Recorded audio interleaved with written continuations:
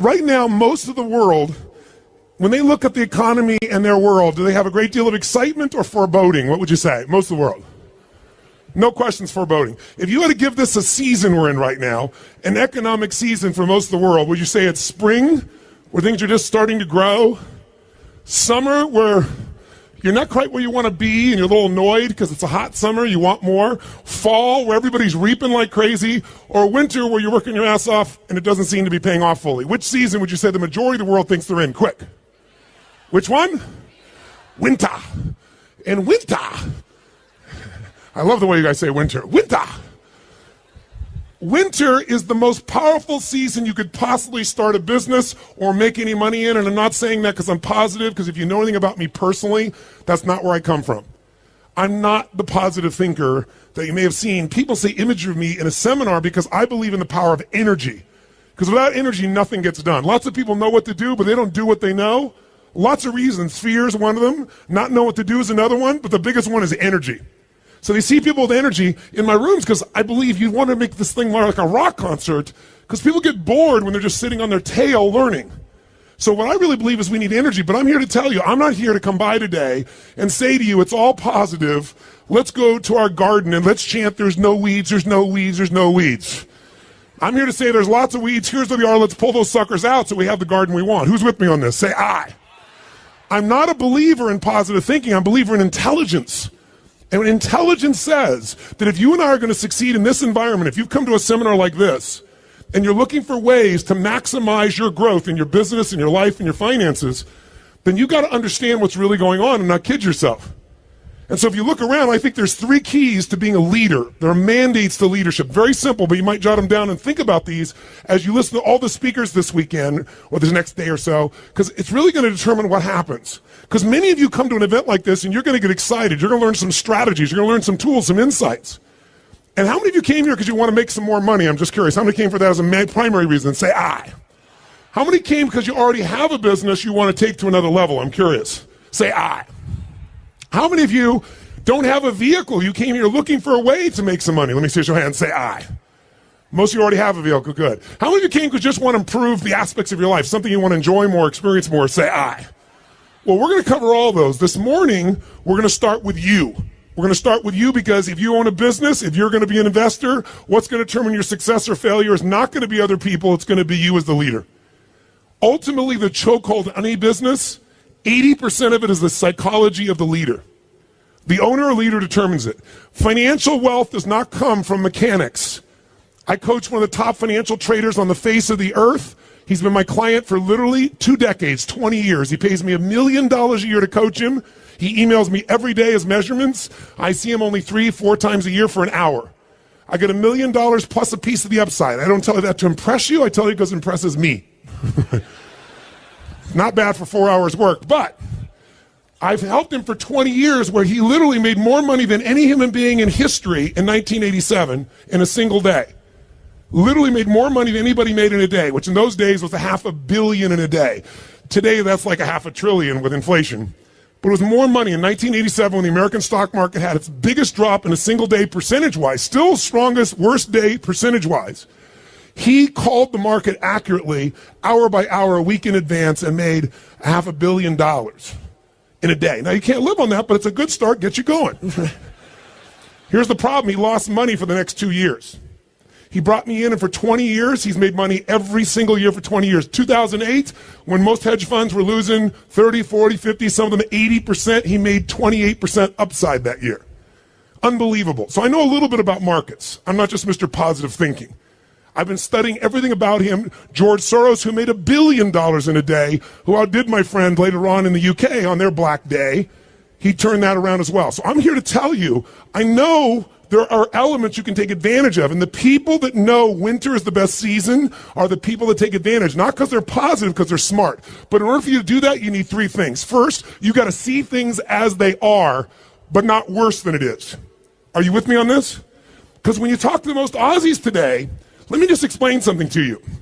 Most Aussies today have a little bit of nervousness about the economy. Raise your hand if you can relate to that, to your friends. Have a little bit of nervousness, not quite thrilled with the economy. Raise your hand if that relates. Let me just get a sense.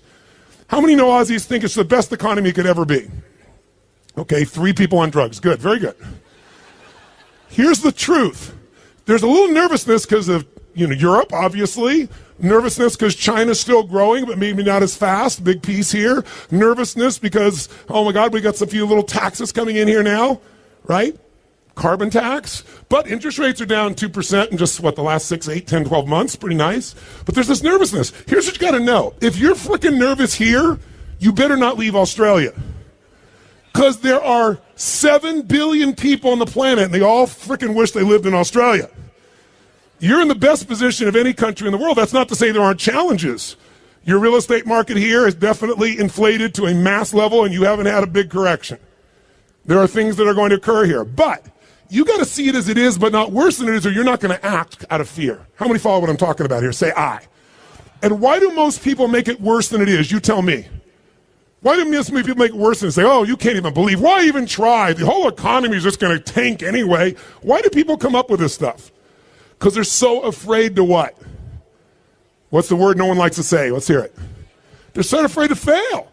So they look for a story to cover them. It's like somebody says to me, I can't lose weight because I'm big boned. No, you're freaking fat. Let's just tell the truth here. Right? Is it true? You're fat. I mean, I'm not making a judgment. You're fat. I was big boned. That was my story. I was 38 pounds heavier than I am now, and my story was I'm big boned. I'm still big boned, and I'm 38 pounds lighter. We come up with a story because we're afraid to fail. What you have to do is see it as it is, not fake yourself and say everything's positive, everything's wonderful. You'll get killed doing that in business. You got to be smart. You got to see it as it is, but not worse than it is so you don't take advantage. Does this make sense? Yes or no? Second key is really simple. You got to see it better than it is or you won't do anything. That's the second key. You got to see it better than it is. That's what a leader brings to the table. So bottom line is, you got to see it better than it is. If you saw a guy like Ted Turner, multi-billionaire, amazing influence, created CNN. Think about this. When he first came up with the idea of 24-hour news, what do you think most people thought of that idea? First of all, they said there isn't that much news. He almost went bankrupt 4 times, but he kept seeing it better than it was. He saw the truth. He saw the challenges. He didn't make it worse than it is so he didn't panic. He saw it better so there was something to move towards that he could make happen. What does it say? Without a vision, people what? Perish. If you don't have a compelling view of the future, you're in trouble. And here's the challenge. Most of the world right now is in this place. In America, it's the highest that's ever been. 63% of Americans now believe the best days are behind them. They believe specifically that the future for themselves and their kids will be far less than it is today. That's 72%, by the way, of Germans. 81% of French people believe that. Now, Aussies are in a great place, so one thing you got to do is celebrate where the hell you live. Give a little hand for living in Australia, ladies and gentlemen. Come on now. So, if you're going to be smart, you got to go, we got a young group of economy. We've got a young generation coming up. We certainly have some ties to some amazing resources that are natural resources for us. And yes, the spending is not as high, and yes, there's going to be a correction. But guess what? Some people's winter is devastating. Other people's winter is mild. So far, yours is mild. I'm not saying it won't get worse. But here's what I can tell you. If you see it as is and you see it better than it is, you'll know something. The greatest investors, the greatest financial success in history, the first man to become a billionaire by investing alone is a man who was a friend of mine. He died about 4 years ago named Sir John Templeton. Sir John Templeton started out with nothing. He wasn't Sir John. He was a guy that basically grew up in this tiny little town with nothing to his name. He worked hard, and he decided to save his money and find a way to invest. But he had one cool secret. He realized when things are going well, what do people want for their property when things are going really well? A high price or a low price? Which one?